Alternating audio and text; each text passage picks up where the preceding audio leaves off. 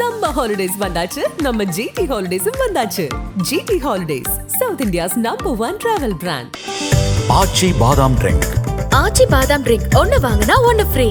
YSR Films Yuvan Shankar Raja தயாரிப்பில் ரியோ ராஜ் நடிக்கும் sweet heart March 14 முதல் திரையரங்குகளில். பாஜக எம்எல்ஏக்களும் அதான சொல்றாங்க, ஆனந்த் சீனிவாசன் அதான சொல்றாங்க. உங்களுக்கு என்ன தகுதி இருக்கு? இந்த பட்ஜெட் தாக்கல் செய்யறதுக்கே தகுதி இல்ல. கேட்ட ஒரே கேள்வி, அதை சொல்ல பேச உங்களுக்கு என்ன தகுதி இருக்குன்னு நான் கேட்டேன். பாஜக மாநில தலைவர் இது தொடர்பா தமிழ்நாடு பூரா ஆர்ப்பாட்டம் நடத்தப்படும். அந்த ஒரு அறவேக்காடு சார், அந்த ஒரு கோமாளி சார், ஒரு திட்டம் அறிவிக்கப்பட்ட சின்ன உதாரணம் சார். கோயம்புத்தூர்லயும் மதுரையிலயும் வந்து மெட்ரோ ரயில் திட்டம் கேட்கிறோம், என்ன பதில்? பழங்காலத்துல வந்து ரோட்டு வழியா போனா கொள்ளக்காரங்க இருப்பாங்க. இன்னைக்கு வந்து இந்த டோல்ன்ற பேர்ல கொள்ளக்காரனை வச்சு கொள்ள அடிச்சுட்டு எங்க பாயில இருந்து பணத்தை புடுங்கிக்கிட்டு இருக்கீங்க.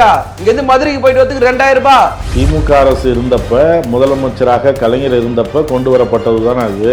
உங்களுக்கு அவ்வளவு சூடு இருக்குது, அவ்வளவு உங்களுக்கு சொரணை இருக்குது, அவ்வளவு உங்களுக்கு மானம் வெக்கம் இருக்குதுன்னா நிதின் கட்கரி டோல்கேட் விஷயத்துல எடுக்க முடியாதுங்கிறாரு. எடுக்க முடியாதுன்னா உங்க வீட்டாது வரி நான் கட்டுறேன் சார், ஏன் எடுக்க முடியாது? காரணம் சொல்லுங்க. ஒன்றிய அரசு அமைச்சர்னு பதவியில் உட்காந்துக்கிட்டு ஊரை ஏமாத்திட்டு இருக்கீங்க. நான் நிதின் கட்கரி பேசின வீடியோ தரேன், எடுப்புன்னு சொன்னது நீங்க, செஞ்சீங்களான்னு தான் நாங்க கேட்கறோம். நாங்க கேட்கற திரும்பி கேட்கறோம். நாங்க ₹1 வரி கட்டுறோம், 29 பைசா திருப்பி கொடுக்குறீங்க. அதே உத்தரப்பிரதேசத்துக்கு ₹1 வரி கட்டுறாங்க, ₹2.73 கொடுக்குறீங்க. அதே பீகார் ₹1 கட்டுறாங்க, அவங்களுக்கு ₹7 திருப்பி கொடுக்குறீங்க. மழை வந்த பேரிடர் நிவாரண நிதி கேட்டோமா? கொடுத்தீங்களா? பட்ஜெட்ல நிதி கேட்டோம், கொடுத்தீங்களா?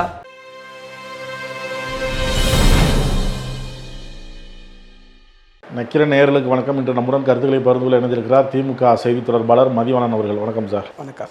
பட்ஜெட் இன்னைக்கு தாக்கல் செய்யப்பட்டிருக்கு தமிழ்நாடு அரசு. இது வந்து பல்வேறு சாதனைகள் அப்படின்னு சொல்லி நிதியமைச்சர் வாசிக்கிறாரு, என்னென்ன செய்ய போகிறோம் அப்படிங்கிற பட்டியலும் அவர் வாசிக்கிறார். திமுகவினர் வந்து இதை கொண்டாடுறீங்க, இது வந்து பெரிய அளவில் ஒன்றும் இல்லை அப்படின்னு எதிர்கட்சிகள் சொல்கிறாங்க. இல்லை, அதாவது எதிர்கட்சிகள் வந்து இதில் எதுவுமே இல்லை அப்படின்னு சொல்கிறாங்கன்னா அப்போ வந்து பட்ஜெட்டை அவங்க முழுசாக படிக்கலைன்னு அர்த்தம். அப்போ அவங்க ஒரு மைண்ட் செட்டோட சட்டமன்றத்துக்கு வராங்க, மைண்ட் செட்டோடே வந்து பேசுகிறாங்க, அதனால் வெளிநடப்பு செய்கிறாங்களே தவிர அதில் என்ன இருக்குன்னு முதல்ல படிக்கணும். இப்போது நேற்று வந்து இந்தியாவிலேயே எந்த மாநிலத்திலும் இல்லாத அளவுக்கு பொருளாதார ஆய்வறிக்கை நம்ம சமர்ப்பிக்கிறோம். அதை சமர்ப்பிக்கும் போது நம்மளுடைய பொருளாதார வளர்ச்சின்றது வந்து 8% இருக்குது. இந்திய ஒன்றியத்துடைய பொருளாதார வளர்ச்சி 8% நெருங்கலை. பணவீக்கத்தை வந்து இந்திய ஒன்றிய சராசரி வந்து விட நம்மளை வந்து கட்டுப்படுத்தியிருக்கிறோம். ஸோ வளர்ச்சியும் கொடுத்துருக்குறோம், பணவீக்கத்தையும் கட்டுப்படுத்தியிருக்கோம். உதாரணத்துக்கு சொல்ல போனீங்கன்னா இந்த நாட்டுடைய ஒரு தனிநபர் வருமானன்றது 1,94,000 ரூபாய். ஆனால் நம்மளுடைய தமிழ்நாட்டு மக்களுடைய சராசரி வருமானன்றது 3,10,000 ரூபாய். ஸோ ஒரு தனிநபருடைய வருமானம் உயர்ந்திருக்கு, நாட்டுடைய பொருளாதார வளர்ச்சி உயர்ந்திருக்கு, பணவீக்கம் வந்து கட்டுப்படுத்தப்பட்டிருக்குன்றது நேற்று சொல்லியிருக்கோம். இன்றைக்கி பட்ஜெட்டில் பார்த்தீங்கன்னா மக்களுக்கான திட்டங்கள், மகளிருக்கான திட்டங்கள், இளைஞர்களுக்கான திட்டங்கள், ஏழைகளுக்கான திட்டங்கள், இப்படி பல்வேறு திட்டங்களை கொண்ட ஒரு பட்ஜெட்டாக இது இருக்குது. நாங்கள் ஏதோ போகிற போக்கில் இதை நாங்கள் சொல்லலை. ஏன்னா நீங்கள் ஒன்றிய அரசுடைய பட்ஜெட் எடுத்து பார்த்தீங்கன்னா ஆண்டு வந்து உதாரணத்துக்கு கல்வியோட நிதி வந்து குறைக்கப்பட்டுக்கிட்டே வருது. ஆனால் தமிழ்நாடோட அரசு பட்ஜெட்டில் ஆண்டுக்கு வந்து பள்ளி கல்வித்துறையாக இருந்தாலும் சரி, உயர்கல்வித்துறையாக இருந்தாலும் சரி, ரெண்டுக்கும் சேர்த்து வருடம் கல்விக்கான நிதியை நாங்கள் உயர்த்திக்கிட்டே இருக்கோம். அதே மாதிரி வந்து மகளிருக்கான நலத்திட்ட உதவிகள் இருக்குல்ல, மகளிர் உரிமை தொகையாக இருக்கட்டும், இல்லை விடியல் பயண திட்டமாக இருக்கட்டும், இல்லை புதுமை பெண் திட்டமாக இருக்கட்டும், இல்லைன்னா வந்து நான் முதல்வன் திட்டமாக இருக்கட்டும், இந்த மாதிரியான திட்டங்களுக்கு வந்து நிதியை உயர்த்திக்கிட்டே இருக்கும். தோழி விடுதிகள் புதிதாக உருவாக்கி இருக்கோம். அதே மாதிரி வந்து கலைஞர் நூலகம் சொல்லிட்டு பல்வேறு மாவட்டங்களில் புதுசாக கட்டமைக்க போகிறோம். அதே நேரத்தில் பார்த்திங்கன்னா பராமரிப்பற்ற முதியோர்களுக்காக அவர்களுக்கான முதியோர் இல்லங்கள் கட்டப்படுது. ஸோ இப்படி பெண்களுக்கான, இளைஞர்களுக்கான, அதே மாதிரி பார்த்திங்கன்னா அரசு ஆர்ட்ஸ் அண்ட் சயின்ஸ் காலேஜ்னு சொல்லுவோம், அது புதுசாக வந்து 10 கலைக்கல்லூரிகள் உருவாக்க போகிறோம். அதே மாதிரி வந்து 8 தொழிற்பயிற்சி நிலையங்கள் உருவாக்க போகிறோம். இப்படி எல்லாருக்குமான ஒரு திட்டங்களை அடக்குனது தான் இந்த பட்ஜெட். ஸோ இதை நீங்கள் விளக்கமாக நம்ம பேசுகிறதா இருந்தால் இது ஒரு மிகப்பெரிய ஒரு டிபேட் ஷோ மாதிரி இருக்கும். ஸோ அந்த அடிப்படையில் இதெல்லாம் இவங்க பார்க்காம வந்து பேசுகிறாங்கன்றது தான் எங்களுடைய கருத்து. இந்த மாதிரி வந்து நாங்கள் சொல்கிறோம்ல, மகளிருக்கான திட்டங்கள், முதியோர்களுக்கான திட்டங்கள், இளைஞர்களுக்கான திட்டங்கள் சொல்கிறோம்ல, அந்த மாதிரி நீங்கள் ஒன்றிய பட்ஜெட்டில் எங்கேயுமே காட்ட முடியாது, எந்த இடத்துலையுமே இருக்காது. நாங்கள் பிரித்து ஒவ்வொரு பக்கமாக சொல்கிறோம், எப்படியாவது படிக்க வைக்கணுன்றதுக்காக நாங்கள் சொல்கிறோம். ஸோ அதே மாதிரி காலை சீட்டுண்டி திட்டங்களை வந்து விரிவாக்கப்படுத்த போகிறோம். ஸோ அப்படி இந்த பட்ஜெட்டில் கொடுத்துருக்கோம். ஸோ இப்போ இப்படி எல்லா வகையிலையும்னு ஒரு பட்ஜெட் வந்து மக்களுக்கான பட்ஜெட்டை உருவாக்குறது தான் திராவிட மாடலுடைய சாதனை. திராவிட மாடல் நாயகன் தளபதிக்கு இந்த பட்ஜெட் கொடுத்ததுக்கு நாங்கள் மனதார வந்து நன்றியும் பாராட்டியும் தெரிவிக்க ஆசைப்படுறோம். பட்ஜெட் உரை ஆரம்பிச்சோடனே அதிமுக பொதுச் செயலர் எடப்பாடி வெளிநடப்பு செய்கிறாரு, எதிர்க்கட்சி தலைவர். இல்லை, எதிர்கட்சி தலைவர்னு இல்லை சார். இப்போ நான் வந்து ஒரு எதிர்கட்சி தலைவர் பட்ஜெட் உரையை அவர் என்ன சொல்றாரு, நேற்று வந்து செய்திகள்லாம் வெளியாகிருக்கு, டாஸ்மார்க் தலைமை அலுவலகத்தில் சோதனைலாம் நடந்திருக்கு, அதில் முறைகேடு நடந்திருக்கு, 1000 கோடி ரூபா வரைக்கும் பேசப்படுது, விசாரணை முடிகிறப்ப 40,000 கோடி கூட இருக்கலாம், அதனால இந்த அரசு தார்மீகம் பண்ணி வெளியில் பேசப்படுறதுக்கெல்லாம் வழக்கு போடணும்னு முடிவு பண்ணிட்டீங்கன்னா எடப்பாடி பழனிசாமி ஜெயிலில் தான் இருக்கணும். பரவாயில்லையா? கொடநாடு கொலை வழக்கில் யார் சம்மந்தப்பட்டிருக்குன்னு சொல்கிறாங்க? உன் பேர் தான் அடிப்படுது, ஜெயிலுக்கு அமிச்சிடலாமா? உங்களை யோசிச்சு பேசணும். அம்மையாரோட காலில் வந்து கூவத்தூர் ரெசார்ட்டில் வந்து டேபிள் கீழே உருண்டு வந்து பதவிக்கு வந்தால் இப்படி தான் பேசுவீங்க. ரோட்டில் பேசுறதுலாம் எதிரி சட்டமன்றத்தில் பேச முடியாது. யார் மேலேயாவது இது வரைக்கும் எஃப்ஐஆர் போட்டிருக்கா? யார் மேலேயாவது சார்ஜ்ஷீட் போட்டிருக்கா? இல்லை விசாரணைக்கு யாராவது இடி கூப்பிட்டுருக்கா? என்ன இதெல்லாம் பேச்சு சார்? இது ஒரு நாகரிகம் தெரியல, அரசியல் முதிர்ச்சி இல்லை, அரசியல் அறிவே இல்லாத ஒரு நபர் சார். இதுக்காக உடனே சட்டமன்றத்தில் பேசுவாங்களா? என்ன அப்போனா கொடநாடு கொலை வழக்கில் வந்து உங்களெல்லாம் பேசவே கூட ஸ்ட்ரெயிட்டாக ஜெயிலுக்கு தான் அனுப்பணும். ஏன் போய் கோர்ட்டில் போயிட்டு வாய்தா வாங்குற? டிரைவர் பேர் சொல்லக்கூடாது, டிரைவரை விசாரிக்கக்கூடாது, டிரைவருக்கு ஏன் போய் இது வாங்குற? சொல்லு சார். யாரோ ஒருத்தர் பேசுறதுக்கு எப்படி சார் ஒருத்தர் பதில் சொல்ல முடியும்? பாஜக எம்எல்ஏக்களும் அதான சொல்றாங்க, மாணவி சீனிவாசன் அதான சொல்றாங்க. உங்களுக்கு என்ன தகுதி இருக்கு? இந்த மாதிரி ஒரு அறிவிப்பு வந்ததுக்கு அப்புறம், அமலாக்கத்துறை இந்த மாதிரி வந்து ஒரு சோதனை நடந்ததுக்கு அப்புறம் இந்த அரசு தொடரவே உரிமை இல்ல, இந்த அரசு தொடரவே கூடாது, உங்களுக்கு என்ன தகுதி? இந்த பட்ஜெட் தாக்கல் செய்யறதுக்கே தகுதி இல்ல. கேட்கிற ஒரே கேள்வி, அதை சொல்ல பேச உங்களுக்கு என்ன தகுதி இருக்குன்னு நான் கேட்டேன். அமலாக்கத்துறையையும் சிபிஐயும் இன்கம் டேக்ஸையும் தேர்தல் ஆணையத்தையும் இந்த நாட்டுடைய சட்டமன்றங்களையும் நீதிமன்றங்களையும் நீங்க சரியா நடத்துறீங்களா? தனி அமைப்புங்கிறாங்களே, நடத்துறீங்களான்னு கேட்டேன்.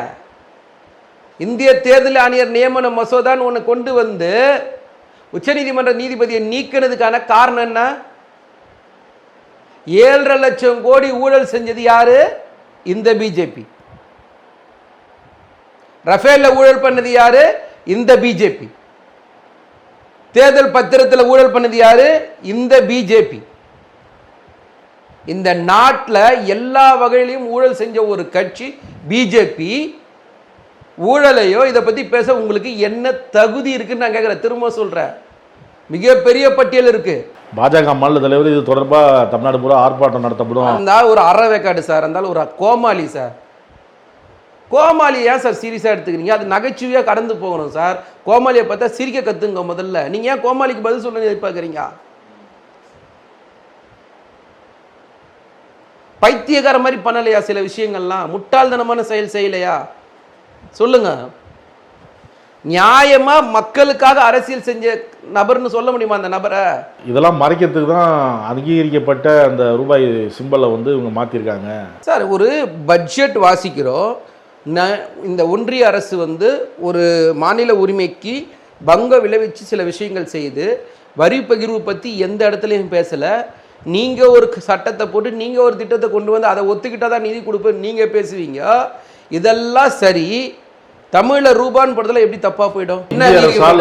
அங்கீகரிக்கப்பட்ட இந்திய நாடாளுமன்றத்தை மோடி மதிச்சாரு. அங்கீகரிக்கப்பட்ட நாட்டு மக்கள் தேர்ந்தெடுக்கப்பட்ட நாடாளுமன்ற உறுப்பினர்களை மோடி மதிச்சாரு. திமுக அரசு இருந்தப்ப, முதலமைச்சராக கலைஞர் இருந்தப்ப கொண்டு வரப்பட்டது தானே அது. அதையே நீங்க மதிக்கல.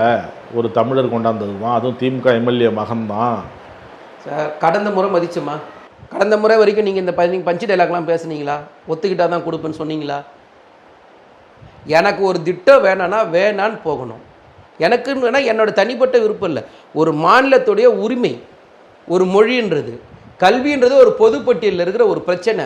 அந்த கல்வியை பொதுப்பட்டியலில் இருக்கிற ஒரு பிரச்சனைக்கு நீங்கள் இறுதி முடிவு நீங்கள் எடுக்கலான்றதுக்காக நீங்கள் ஒரு இறுதி முடிவு எடுத்துட்டு அதை நீ ஏற்றுக்கிட்டால் தான் நிதி தருவேன்னு சொல்கிறது எந்த வகையில் நியாயம்? இதை சொல்லுங்கள் முதல்ல. ஒரு சாதாரண பாமரன் கேட்பானே இதை. எனக்கு வேணா நான் விட்டுருங்க சார், இதுதான் பிரச்சனை அப்படின்னு சொன்னால் உங்களுக்கு அவ்வளோ சூடு இருக்குது, அவ்வளோ உங்களுக்கு சொரணை இருக்குது, அவ்வளோ உங்களுக்கு மானம் வெட்கம் இருக்குதுன்னா எங்ககிட்ட இந்த வரி பகிர்வு வாங்குறீங்கல்ல? திருப்பி கொடுக்கணும்ல, அதை கொடுத்துருங்க, முடிஞ்சிடுச்சு பிரச்சனை ஒரே ராத்திரில. சரி, தமிழில் தான் போடணும்னா 2010 நீங்கள் அப்போ இருந்த காங்கிரஸ் ஆட்சிகிட்ட சொல்லி எதிர்ப்பு தெரிவித்து வேண்டியதானே, இப்போ அதை மாற்றுறீங்கன்னு கேட்குறாங்க நிர்மலா சீதாராமன். நீங்கள் நடந்துக்கிட்ட மாதிரி காங்கிரஸ் நடந்துக்கிச்சா சொல்லுங்க, அதையும் சேர்த்து. நீங்கள் சொல்கிற மாதிரி நேற்று இருந்துதா சொல்லுங்க. மோடி ஆட்சிக்கு வந்ததுக்கப்புறம், பிஜேபி ஆட்சிக்கு வந்ததுக்கப்புறம் எந்த இடத்துலையாவது மாநில உரிமை, மாநில சுயாட்சி, கூட்டாட்சி தத்துவத்திற்கு நேர்மையாக நியாயமாக பிஜேபி நடந்துக்குச்சுன்னு உங்களால் சொல்ல முடியுமா? ஏதாவது ஒரு இடத்துல இந்த ஒன்றிய பட்ஜெட்டில் எத்தனை இடத்துல தமிழ்நாடுன்ற பேர் இருந்தது? தமிழ்நாடு கேட்ட எந்த இடத்துல நிதி கொடுத்தீங்க? தமிழ்நாடுடைய கோரிக்கைகளை எங்க நிறைவேற்றினீங்க? பதில் சொல்லுங்க. தமிழ்நாடுன்னு பேர் இருக்குதோ இல்லையோ, ஒரு திட்டம் வரைக்கப்பட்ட நிதி அப்படின்னு சொல்றாங்க சார். கோயம்புத்தூர்லயும் மதுரையிலயும் வந்து மெட்ரோ ரயில் திட்டம் கேட்கிறோம், என்ன பதில்? இதோ பக்கத்தில் இருக்கிற தாம்பரத்து டு செங்கல்பட்டுக்கு மேம்பாலம் கேட்கிறோம், என்ன பதில்? பதில் என்ன சொல்லுங்க. எல்லா சாலைகளுக்கும் போடுறீங்க, எல்லாத்துலேயும் டோல் ரேட்டை ஏற்றிக்கிட்டே இருக்கீங்க. என்ன ஆட்சி சொல்லி வந்து ஆட்சிக்கு வந்தீங்க? டோல் எல்லாம் எடுத்துருன்னு சொன்னீங்களா இல்லையா சார்? டோலை எடுக்க கூட பரவாயில்ல சார், மாதம் மாதம் நீங்கள் ரேட்டை ஏற்றிக்கிட்டே இருக்கீங்களா சார்? கொள்ள அடிக்கிறீங்க சார். இந்த பழங்காலத்தில் வந்து ரோட்டு வழியாக போனால் கொள்ளைக்காரங்க இருப்பாங்க. இன்னைக்கு வந்து இந்த டோல்ன்ற பேரில் கொள்ளைக்காரனை வச்சு கொள்ளை அடிச்சுட்டு எங்கள் பாயிலேருந்து பணத்தை பிடுங்கிக்கிட்டு இருக்கீங்க. இங்கேருந்து மதுரைக்கு போயிட்டு வரதுக்கு 2000 ரூபாய் டோல் ரேட்டு மட்டும். யார் வீட்டு காசை யாருக்கு கேட்கறது? நீங்க ஒரு ஒன்றிய அரசு மாதிரி நடந்துக்கணும் சார். நாங்கள் நிதி கொடுக்கல, உங்க நிலைமை என்ன சார்? உங்களுக்கு ஏது சார் தனிப்பட்ட வருமானம்? நிதின் கட்கரி இந்த டோல்கேட் விஷயத்தில் எடுக்க முடியாதுங்கிறாரு. நீ தான் எடுப்பேன்னு சொன்ன. நான் நிதின் கட்கரி பேசின வீடியோ தரேன். எடுப்பேன்னு சொன்னது நீங்கள் செஞ்சீங்களான்னு தான் நாங்கள் கேட்குறோம். அதுதான் தெளிவாக கேட்டேன். நீங்கள் எடுக்கிறது கூட இல்லை, ஏற்றிக்கிட்டே இருக்கீங்களா? அது எந்த வகையில்? அதுக்கு என்ன கட்டுப்பாடு? எவ்வளோ நாளைக்கு வாங்குவீங்க? காலாவதியான டோலெல்லாம் ஏன் எடுக்காமல் இருக்கீங்க? அதான் எடுக்க முடியாதுங்கிறார். ஏன் எடுக்க மாட்டீங்கன்னு தான் நானும் கேட்குறேன். ஏன் காரணம் சொல்லு. எடுக்க முடியாதுன்னு உங்கள் வீட்டாது வரி நான் கட்டுறேன் சார், ஏன் எடுக்க முடியாது? அதுக்கு காரணம் சொல்லுங்கள். இதுதான் எங்களோட கேள்வி, பதில் இல்லை. ஒன்றிய அரசு அமைச்சர்னு பதவியில் உட்காந்துக்கிட்டு ஊரை ஏமாற்றிட்டு இருக்கீங்க. ரூபாய் சிம்பிள் மாற்றினீங்கல்ல, கேட்டால் தமிழ்நாடு தமிழில் இருக்கணும் அப்படின்னு சொல்கிறீங்க. அப்படின்னா ஸ்டாலின் முதல்ல தமிழ் பேரை மாற்ற சொல்லுங்கள், அவர் பேரை அப்படின்னு தமிழ் செய்ய சொல்கிறாங்க. உயர்ந்த பதவியில் இருக்கிறதுனால கொஞ்சம் நாகரிகமாக பேசணும்னு ஆசைப்பட்றேன். ஏதாவது மேல் மாடியில் ஏதாவது ஒன்று இருக்கணும். மேல் மாடியில் இல்லைன்னா சில விஷயங்கள்லாம் வந்து பேர்னால வந்து தமிழிசை சவுந்தரராஜன் யார் பேர் வச்சா? அவன் குமரேனம் தான். அவர் எங்கே இருக்கார், நீ எங்கே இருக்கிற? அவர் உங்கள் அப்பா இந்த கட்சியை ஏற்றுப்பாரா? நீ இருக்கிற கட்சியை சொல்லுங்கள். ஏற்றுக்கிட்டாரா? உங்களால் இருக்க முடியுமா? சொல்லுங்கள் சார். அப்போ என்ன அர்த்தம்? உங்கள் அப்பா உங்கள் ஒரு நோக்கத்துக்காக ஒரு பேர் வைக்கிறாரு, பேரில் தமிழிசை இருந்தால் பரவாயில்ல, போதுமா? உங்கள் செயல் என்னவா இருக்குது? தமிழ்நாட்டுக்காக எத்தனை தடவை மோடி கிட்ட போனீங்க, அமித்ஷா கிட்ட போனீங்க, நிர்மலா சீதாராமன் கிட்ட போயிட்டு எங்கள் மாநிலத்துக்கு இந்த மாதிரியான நிதிகள் வேணும், இந்தந்த திட்டங்களை எங்கள் மாநிலத்துக்கு கொண்டு வரணும் அப்படின்னு பேசுகிறாங்க. தமிழக பாஜக தமிழக தலைவர்கள் அதான சொல்கிறாங்க. தமிழ்நாடு நலமாக இருக்கிறதுக்கும் வளமாக இருக்கிறதுக்கும் நாங்கள் குரல் கொடுத்துட்டு தான் இருக்கிறோம். இப்போ மும்மொழி கொள்கையிலே அதான சொல்கிறாங்க. தயவு செஞ்சு ஏதாவது சொல்லிவிடுவேன், தப்பாக போயிடும், புரிஞ்சுக்குங்க. என்ன உங்களால் நாங்கள் நல்லா இருக்கிறோம் சொல்லுங்கள். என்ன நல்லா இருந்துட்டோம் சொல்லுங்கள். பட்டியல் போடுங்க, வாங்க எல்லாரும் உட்காருவோம். இல்லை நீங்கள் நாங்கள் கூட உட்காருவோம், பட்டியல் போடுங்க. என்ன எங்களுக்காக ஸ்பெஷல் பேக்கேஜா இல்லை ஸ்பெஷல் ஸ்கீமா என்ன கொடுத்தீங்க? ஏதாவது ஒரு ஸ்பெஷல் இதுதான் இந்தியாவிலேயே எங்களுக்கு நாங்கள் வரி கட்டுறோம் சார், நாங்கள் கேட்குற திரும்பி கேட்குறோம், நாங்கள் ₹1 வரி கட்டுறோம், 29 பைசா திருப்பி கொடுக்குறீங்க. அதே உத்தரப்பிரதேசத்துக்கு ₹1 வரி கட்டுறாங்க, ₹2.73 கொடுக்குறீங்க. அதே பீகார் ₹1 கட்டுறாங்க, அவங்களுக்கு ₹7 திருப்பி கொடுக்குறீங்களா இல்லையா? கொடுக்குறீங்க. எங்களுக்கு அந்த மாதிரி என்ன ஸ்பெஷல் பேக்கேஜ் கொடுக்குறீங்க சொல்லுங்க. மழை வந்த பேரிடர் நிவாரண நிதி கேட்டோமா? கொடுத்தீங்களா? பட்ஜெட்டில் நிதி கேட்டோம், கொடுத்தீங்களா? கொடுங்க. எதுவுமே செய்யலை. உங்களால் நாங்கள் நல்லா இருக்கிறோம்னு சொல்ல, நாங்கள் சம்பாரிச்சு உங்களுக்கு வரி கட்டிட்டு இருக்கிறோம், நீங்கள் சம்பாரிச்சு எங்களுக்கு கொடுக்கல. கண்ணுக்கு தெரிஞ்சு மக்களை ஏமாற்றிட்டு இருக்கீங்க. இது மிகப்பெரிய தவறு. நான் தான் சொல்லுவேன், பொய் மட்டும் பேசாதீங்க. பொய்யை மட்டுமே மூலதனமாக வச்சு ஒரு இந்த நாட்டில் கட்சி இயங்குதுன்னா அது பிஜேபியும் பிஜேபி தலைவர்கள் மட்டும்தான், வேறு யாருமே கிடையாது. ஆளுங்கட்சி மீதான தவறுகளை முறைகேடுகளை மறைக்கிறதுக்கு இந்த மாதிரிலாம் அறிவிப்பு வெளியிடுறாங்க அப்படிங்கிறாங்க. இல்லை சார், இப்போது ஆளுங்கட்சியை பொறுத்த வரைக்கும் குறை சொல்ல முடியாதனால தான் என்னை பொறுத்த வரைக்கும் இன்றைக்கி ஒன்றிய அரசு வந்து அமலாக்கத்துறையை ஏவி வந்து பிரச்சனைகளை திசை திருப்புறாங்க. மாநில அரசுக்கு இருக்கிற நல் பேரை வந்து அவங்களால பொறுத்துக்க முடியல. ஸோ பொறுத்துக்க முடியாமல் அவங்க என்ன பண்ணுறாங்கன்னா, கேட்ட நிதியை கொடுக்கறதில்ல, சட்ட ரீதியான சில பிரச்சனை உருவாக்குறது, சில நேரங்களில் வந்து தமிழ்நாட்டு மக்களுடைய உணர்வுகளோட அரசியல் செய்கிறது. ஆனால் நாம் வந்து மக்களுக்கான ஆட்சியை கொடுக்கணுன்றதுக்காக நம்ம செய்கிற சில விஷயங்கள்லாம் வந்து தகவல் தொழில்நுட்ப பூங்காக்கள் உருவாக்குறோம், தகவல் தொழில்நுட்ப வணிக மண்டலங்கள் உருவாக்குறோம், ஆராய்ச்சி மற்றும் மேம்பாட்டு மையங்கள் உருவாக்குறோம். அதே நேரத்தில் பார்த்திங்கன்னா கல்வி, சுகாதாரம், மேலாண்மை, தொழில்துறை இதெல்லாம் வந்து பல்வேறு காலகட்டங்களில் வந்து நம்ம வந்து கட்டமைச்சிக்கிட்டே வந்துட்டுருக்கோம். ஸோ இந்த அடிப்படையில் பார்த்திங்கன்னா நீங்கள் வந்து புதிய பொருளாதார மண்டலங்கள், புதிய டைட்டில் பூங்காக்கள் இது மாதிரி உருவாக்குறது, அதுக்கான கட்டமைப்புகளை உருவாக்குறது இருக்குல்ல, அதுக்கான நிதிகள் ஒதுக்குறோம். அதே மாதிரி வந்து நீங்கள் வந்து மெட்ரோ ரயில் திட்டங்கள் இருக்குது. அந்த மெட்ரோ ரயில் திட்டங்கள் வந்து பார்த்திங்கன்னா விமான நிலையத்திலேருந்து கிளாம்பாக்கத்துக்கு வந்து ஒரு 9335 கோடி நிதி இந்த பட்ஜெட்டில் ஒதுக்கி இருக்குது. அதே மாதிரி கோயம்பேடு டு பட்டாபுரம் பார்த்திங்கன்னா ஒரு 9744 கோடி இந்த பட்ஜெட்டில் நிதி ஒதுக்கப்பட்டிருக்கு. அதே மாதிரி பூந்தமல்லியிலேருந்து ஸ்ரீபெரும்புத்தூர் 8779 கோடி நிதி ஒதுக்கப்பட்டிருக்கு. அதே மாதிரி பார்த்திங்கன்னா 9 புதிய சிட்கோ தொழிற்பேட்டைகள் வந்து உருவாக்கப்படுது. அதில் வந்து ஒரு 15000 பேருக்கு வந்து வேலைவாய்ப்புகள் உருவாக்கப்படுது. அதே நேரம் வந்து நம்ம முதல்ல சொன்ன மாதிரி தான் 2000 பள்ளிகளுக்கு வந்து கணினி ஆய்வகங்கள் வந்து தரம் உயர்த்தப்படுது. ஸோ இப்படி வந்து கல்விக்கான உள்கட்டமைப்புக்கான வேலைவாய்ப்புகளை உருவாக்குறதுக்கான திட்டங்கள் உருவாக்கப்பட்டிருக்குல்ல, இது வந்து ஒரு மிகப்பெரிய சாதனையை நம்ம இந்த பட்ஜெட்டில் பார்க்குறோம்.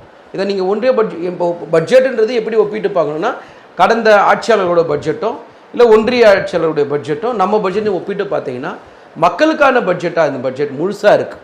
ஸோ கல்வி, வேலைவாய்ப்பு, சுகாதாரம் எல்லாத்திற்குமான பட்ஜெட்டை இதை உருவாக்கி மக்களுக்கான பட்ஜெட்டை உருவாக்கிறதுக்காக நிச்சயமாக தளபதிக்கு வந்து மக்கள் சார்பாக, நான் இருக்கிற கழகத்தின் சார்பாக அவருக்கு வந்து மிகப்பெரிய நன்றியை தெரிவிக்கணும்னு ஆசைப்படுறேன். கருத்துக்களை பகிர்ந்ததற்கு நன்றி. நக்கீரன் டிவிக்கு சப்ஸ்கிரைப் செய்யுங்கள். உங்கள் ஆதரவே எங்கள் பலம். ஆசிரியர்களுக்கு நண்பனாகவும் மாணவர்களுக்கு ஆசானாகவும் திகழும் தேர்வு வழிகாட்டி. ஒவ்வொரு பாடத்திற்கும் அனுபவமிக்க ஆசிரியர்களின் துல்லியமான தெளிவான விடைகள். CNC இருக்கு, தேர்வு பயம் எதற்கு? இது தீரன் பப்ளிஷிங் ஹவுஸ் விற்பனை வெளியீடு.